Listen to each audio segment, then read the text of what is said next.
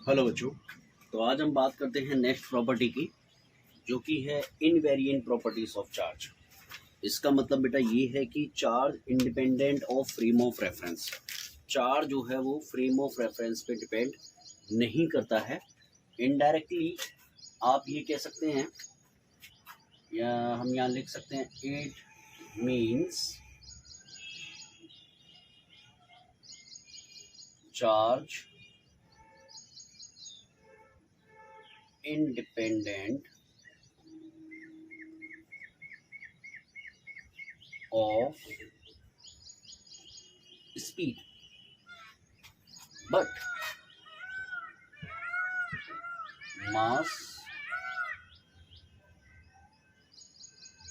is speed dependent। देखिए, इसका मतलब ये हुआ बेटा कि जो चार्ज है वो इंडिपेंडेंट होता है स्पीड पर, बट मास जो है वो डिपेंडेंट होता है स्पीड पर। ठीक है, इसका मतलब ये है इनवेरिएंट प्रॉपर्टी ऑफ चार्ज। जैसे कि इस एक्सप्रेशन को, मतलब इस बात को वैसे समझ सकते हैं कि एक्सप्रेशन होता है m is equal to m naught under root 1 minus v square upon c square. तो ये बेटा ये एक्सप्रेशन हमें ये बताता है कि अगर बहुत छोटा पार्टिकल्स है तो वो क्या होता है कि जैसे जैसे स्पीड वेरी करती है उसके अकॉर्डिंग ये मास जो है वो वेरी करता है। ठीक है, तो इस प्रॉपर्टी का मतलब ये है, यानी कि हम वेरिएंट प्रॉपर्टी और भी बोल सकते हैं। जो वेरिएंट प्रॉपर्टी होती हैं या वेरिएंट क्वांटिटी जो है वो कौन कौन सी हैं? मास, लेंथ, टाइम, ये सारी वेरिएंट क्वांटिटी। बट चार्ज जो है वो वेरिएंट क्वांटिटी नहीं है, वो फ्रेम ऑफ रेफरेंस पे डिपेंड नहीं करती है। ठीक है, किस स्पीड के कम ज़्यादा होने पर चार्ज पर कोई फर्क नहीं पड़ता है। This is the invariant properties of charge. Okay, तो हम बात करते हैं नेक्स्ट प्रॉपर्टी की। तो बेटा हम बात करते हैं नेक्स्ट प्रॉपर्टी की, जो कि है quantization of charge. It is very important property, and इसका मतलब ये है कि charge can appears only in integral multiple of electronic charge. तो सबसे पहले तो बेटा ये जानने की ज़रूरत है कि इलेक्ट्रॉनिक चार्ज क्या है। Electronic charge it also known as fundamental charge. Fundamental charge बेटा मतलब ये हुआ, आप एक तरीके से ये भी कह सकते हैं, स्मॉलेस्ट वैल्यू ऑफ चार्ज। यदि कोई आपसे ये कहता है the smallest value of electronic charge क्या है, तो आप कह सकते हैं वो होती है, जैसे इलेक्ट्रॉन पे जो चार्ज है वो कितना बेटा 1.6 इंटू 10 की पावर माइनस 19 कूलम। ठीक है, तो हम ये कह सकते हैं कि इलेक्ट्रॉन पर जो चार्ज की वैल्यू है, चाहे इलेक्ट्रॉन हो या प्रोटॉन, पर चार्ज की जो वैल्यू है वो कितनी निकल के आती है बेटा 1.6 इंटू 10 की पावर माइनस 19 कूलम। तो ये चार्ज की सबसे छोटी वैल्यू होती है, कहने का मतलब ये है। ठीक है ना, तो यही फंडामेंटल चार्ज होता है और इसी को हम इलेक्ट्रॉनिक चार्ज भी कहते हैं। ठीक है, इसकी वैल्यू 1.6 इंटू 10 की पावर माइनस 19 कूलम होती है। अब क्वांटाइजेशन ऑफ चार्ज का मतलब क्या है?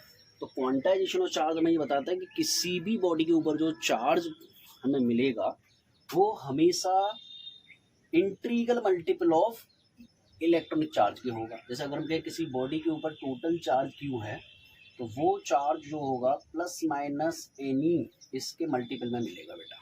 प्लस माइनस मतलब जितना पॉजिटिव है उतना ही नेगेटिव चार्ज होगा। तो एन क्या है यहाँ पर? एन यहाँ पर इंटीजर वैल्यू है। ठीक है, क्या है ये? Integer value. तो हमेशा चार्ज इसी के मल्टीपल में आपको मिलेगा। एग्जाम्पल के लिए, जैसे कि किसी भी बॉडी को प्लस माइनस ही चार्ज मिल सकता है कूलम, प्लस माइनस 2 कूलम मिल सकता है, प्लस माइनस 3 कूलम मिल सकता है, बट आपको कभी फ्रैक्शन में नहीं मिलेगा ये चार्ज। यानी कि एक तरीके से बेटा हम ये कह सकते हैं कि एन की वैल्यू आपको कभी फ्रैक्शन में नहीं मिलेगी, जैसे 2.5, ठीक है, या 3.5, ऐसे नहीं मिलेगी आपको वैल्यू। तो चार्ज हमेशा मिलेगा तो हमेशा इसी के मल्टीपल में मिलेगा। हाँ, हम ये कह सकते हैं कि आगे चल के हमें पता चलता है कि इस इलेक्ट्रॉन से भी छोटा पार्टिकल्स होता है जिसको क्वार्क्स कहते हैं, लेकिन वो एक्चुअली एक स्टेबल पार्टिकल नहीं होता है, जिसको हम यहाँ पर पढ़ते नहीं हैं। ठीक है ना, क्वार्क्स जो है एक अनस्टेबल पार्टिकल्स होता है, बनते हैं और मतलब जो है हट जाते हैं, मतलब इस तरीके की उसका नेचर होता है। ठीक है, तो इस तरीके से जो फंडामेंटल पार्टिकल है वो ये होता है। इसको मल्टीपल में लिखा जा सकता है किसी बॉडी को चार्ज को। ठीक है ना। अब इसके ऊपर किस तरीके का एग्जाम्पल पूछा जाता है वो देख लेते हैं।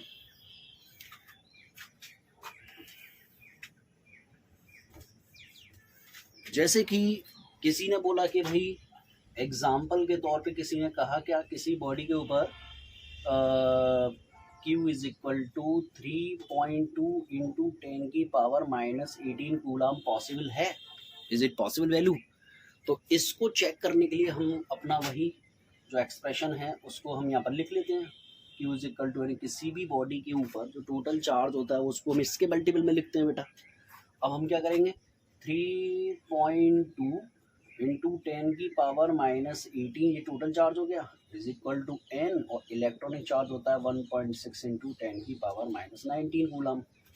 तो n की वैल्यू क्या निकलेगी, n की वैल्यू अगर हम यहाँ से देखें तो वो निकलेगी 3.2 इंटू 10 की पावर -18 अपॉन 1.6 इंटू 10 की पावर -19 कूलम। ठीक है, तो यहाँ पे जब आप इसे सॉल्व करेंगे तो ये वैल्यू कितनी निकलनी चाहिए, 20 कूलम।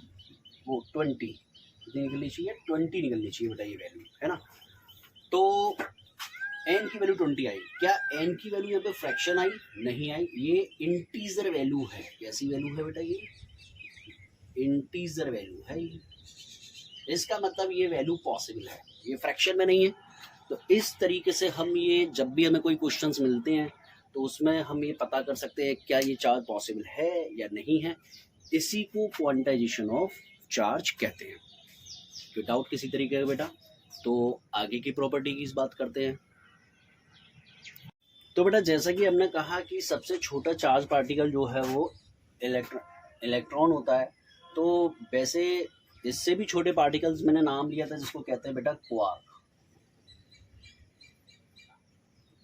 ठीक है, ये जो क्वार्क्स पार्टिकल्स होते हैं इनको हम वैसे तो 6 टाइप्स के क्वार्क्स पार्टिकल जो हैं वो डिस्कवर हुए हैं, लेकिन बेसिकली सबसे ज़्यादा जो हम बात करते हैं वो 2 प्रकार के क्वार्क्स की हम बात करते हैं। क्वार्क्स पार्टिकल को 2 पार्ट में हम समझते हैं। कौन कौन से टाइप्स होते हैं क्वार्क्स के, एक तो होता है बेटा अप क्वार्क और दूसरा होता है डाउन क्वार्क। तो ये 2 प्रकार के चार्ज पार्टिकल होते हैं। अच्छा, ये जो है फ्रैक्शन में पॉसिबल होते हैं। ठीक है, क्वार्क्स पॉसिबल इन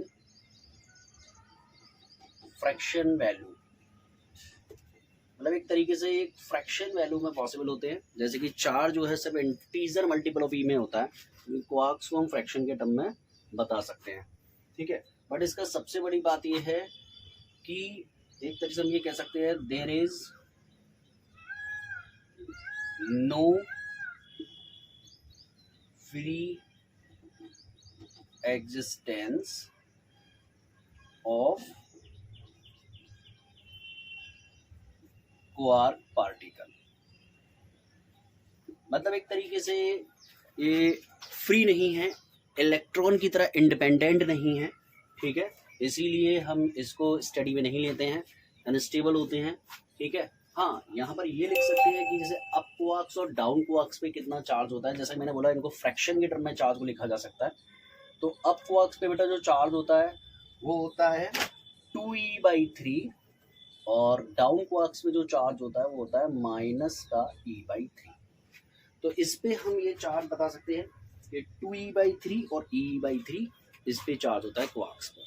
बट ये बहुत ज़्यादा स्टडी में नहीं लेना है। ठीक है, सिर्फ हमारी नॉलेज का पार्ट है, इसीलिए हम इसको सिर्फ इतना ही पढ़ेंगे। ओके, नेक्स्ट अगर 2 पॉइंट पे अगर हम बात करें तो ये 2 पॉइंट हमें ये बताते हैं कि if the body has positive charge then its mass will decrease. अगर कोई बॉडी पर बेटा पॉजिटिव चार्ज है तो इसका मास, इसका मतलब उसके पर मास जो है वो कम हो गया है। देखिए किसी भी बॉडी पे जब हम चार्ज को जैसे ट्रांसफ़र करते हैं तो एक तरीके से वहाँ से इलेक्ट्रॉन जो है वो ट्रांसफ़र होते हैं एक बॉडी से दूसरी बॉडी पर।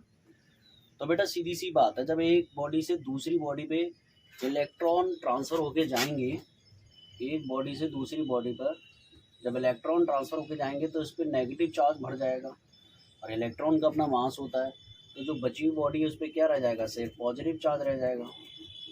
तो इसका मतलब देखा जाए तो इस वाली बॉडी का मास हो गया कम और इस वाली बॉडी का मास ज़्यादा हो गया, क्योंकि उससे इलेक्ट्रॉन ट्रांसफ़र होकर के दूसरी बॉडी पे चले गए। ठीक है, इसका मतलब ये है। And if the body has given negative charge, यदि आपने किसी बॉडी को नेगेटिव चार्ज दिया है तो आपका इनडायरेक्टली आपका मतलब ये है कि आपने उसको इलेक्ट्रॉन दिए हैं। इलेक्ट्रॉन देने का मतलब हुआ कि इस बॉडी का जो मास है वो इंक्रीज हो रहा है। ठीक है, नेक्स्ट जो पॉइंट है, charge can not exist without mass. Charge जो है वो विदाउट मास के एग्जिस्ट नहीं कर सकता। भाई सीधी सी बात है, इलेक्ट्रॉन है तो उसका मास भी होगा। ठीक है, but mass can exist without charge, जैसे कि न्यूट्रॉन, वो उसका मास है, ठीक है, बट उस पर चार्ज नहीं है। ठीक है, तो इस तरीके से इस पॉइंट को यहाँ पर हम समझ सकते हैं। ओके, तो इस तरीके से बेटा यहाँ पर चार्ज की जो बेसिक फंडामेंटल प्रॉपर्टीज़ थी वो सारी यहाँ पर ख़त्म हो जाती हैं। अब हम आगे के टॉपिक में बात करेंगे। आगे का जो टॉपिक रहेगा, ठीक है, वो किससे रिलेटेड है कि एक बॉडी से दूसरी बॉडी में हम चार्ज को कैसे ट्रांसफ़र कर सकते हैं। ठीक है, चार्जिंग मेथड क्या है, तो वो हम नेक्स्ट वीडियो में डिस्कस करेंगे। Okay, thank you.